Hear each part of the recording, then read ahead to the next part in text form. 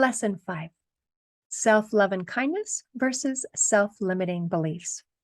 In the last lesson, I explained that it is really hard to forgive when we misunderstand what forgiveness means. We also mentioned that many people refuse to forgive themselves because they believe that they deserve to suffer, and how that belief is tied back to a lack of self-love. Here's a simple test to see how you feel about yourself. Using a mirror, look into your eyes, say your name, and say, I love and accept you exactly as you are. If you can do that, then you are in a good place. For many people, however, that simple exercise is excruciatingly painful. It feels like a lie.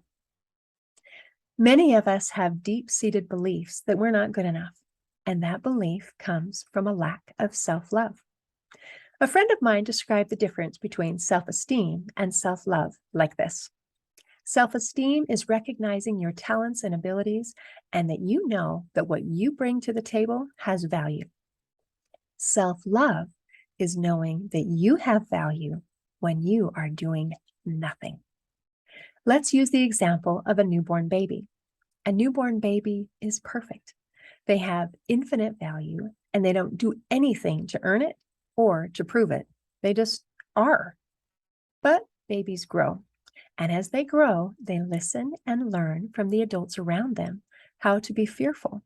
And they begin to deny their own magnificence. They replace self-love with self-doubt. They begin to believe things like, I'm not good enough. I'm not pretty enough. I'm not smart enough. I'm not strong enough. I don't fit in, and so on. These beliefs limit us. They are self-limiting beliefs. They affect how we feel about ourselves. They affect how other people treat us, and they affect the situations that we attract into our lives. I have a friend who explained it this way. Whatever message we send out into the universe will respond, this is true. Here's some more evidence to support that.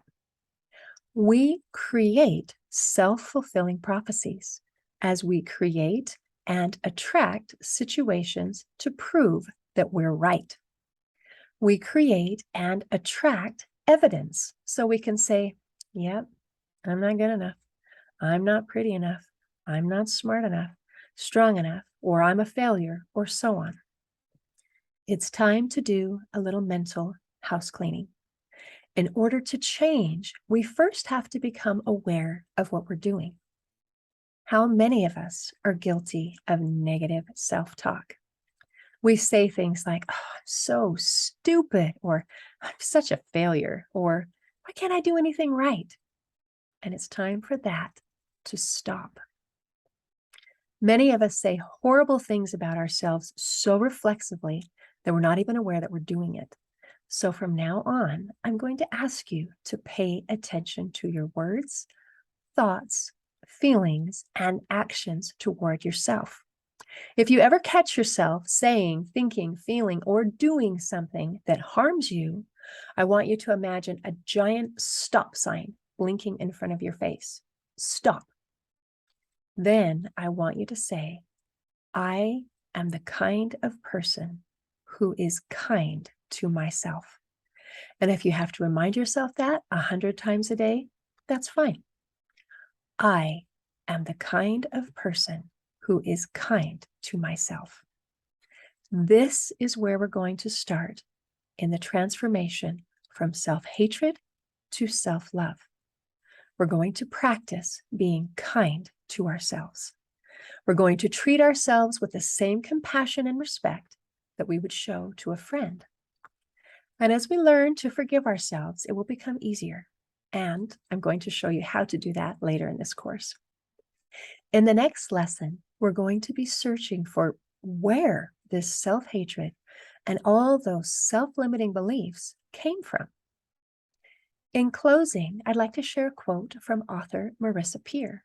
She said, "You are enough, not because you did or said or thought or bought or became or created something special, but because you always were.